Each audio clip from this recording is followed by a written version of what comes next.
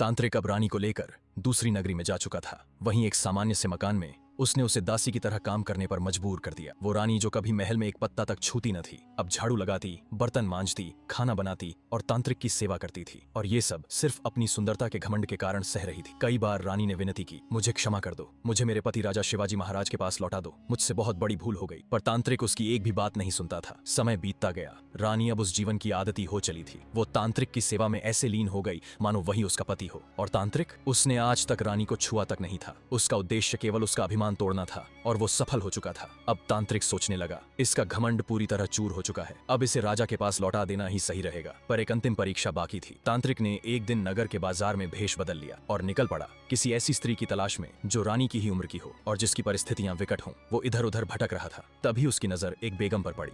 बेगम की गोद में एक नन्ही बच्ची थी जो तेज बुखार में तड़प रही थी। बेगम रो रही थी। उसके पास किसी वैद्य को देने को कुछ भी नहीं था। वो थक हार कर एक पेड़ के नीचे बैठ गई। तांत्रिक उसके पास गया और पूछा, क्या हुआ इस बच्ची को? बेगम रोते हुए बोली, इसे जोर का बुखार है, कोई मेरी मदद को तैयार नहीं, किसी के पास देने को कुछ नहीं मेरे पास। तांत्रिक की आंखों में एक चालाकी की चमक आ गई।